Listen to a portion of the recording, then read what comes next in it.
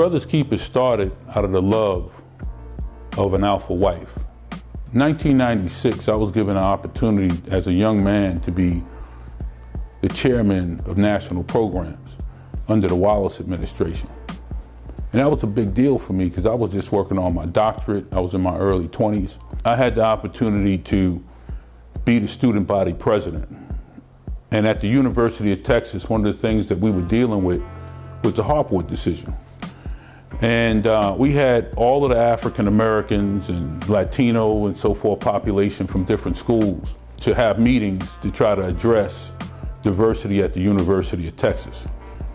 And at this meeting, I saw a medical student. And she was just so beautiful. Just the most beautiful woman I ever seen. And that's Lucretia Peters. I tried to give her my number and my card, but she had just walked away, leaving me just to write about her in my diary every night. You know, when I saw her, it was just something about my wife where I knew that she was the one, the first day. And so after a month of writing my diary, I had the opportunity to meet her. And we've been one ever since. A couple of months after, I found out when going to the doctor that I had polycystic kidney disease. And so when this happened, the only person that I could call was Lucretia. And I said, Lucretia, you know, I have a disease that like killed my father and killed my grandfather very young. And I really want you to know that before we get married, that it's a possibility that I'll be sick very young. And she cut me off. And she said, I don't need another minute. I don't need another second. I'm with you no matter what. She said, but please just do whatever you can to live as long as you can so we can be together as long as we can. I never thought that I have anyone that would love me that much. And when this happened, even though I was young, I started thinking about all of the senior citizens and the brothers. All of these great brothers that were senior brothers, and sometimes when you're not being used, you're not useful anymore. You would see them on the walls as presidents and see them as vice presidents. You see them as these great people in the community. I could relate to some of them more because I realized that within months, maybe I wouldn't be useful too. So on November 7th, 1999, I went to Alpha Phi Lambda chapter of Alpha Phi Alpha. And I met a man that would change my life, who was A. Charles Hastings. Unbeknownst to me, he had vision problems. He was 85 at the time.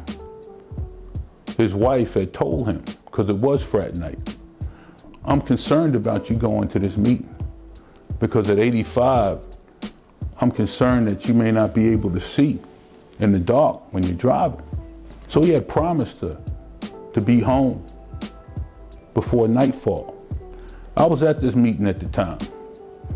And at nightfall, Pop Hastings tried to go to his car, finding that many of the brothers in the meeting had blocked him in.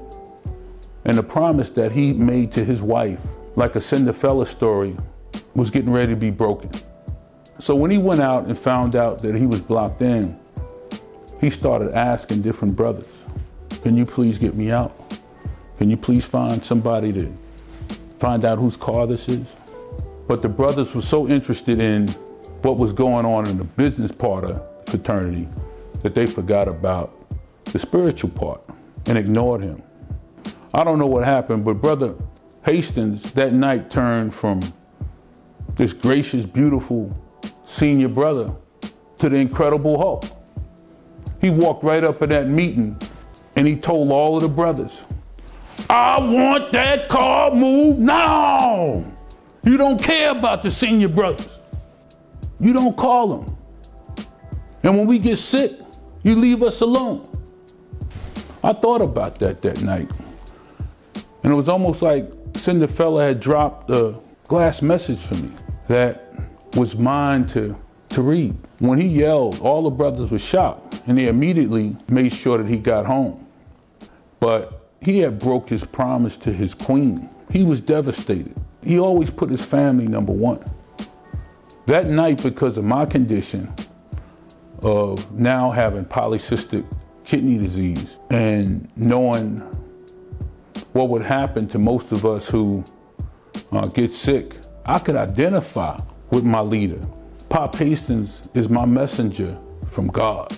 And I just started writing all night until the wee morning at 8 o'clock until my wife woke up. And I told her, I said, Lucretia, I said, you know, I have a program I think that can help seniors and disabled people. And I want to call it the Serve the Servants program. And then she said for a minute, you know what? I like Serve the Servants, but what about Brother's Keeper? And that's how it happened. She named the program Brother's Keeper.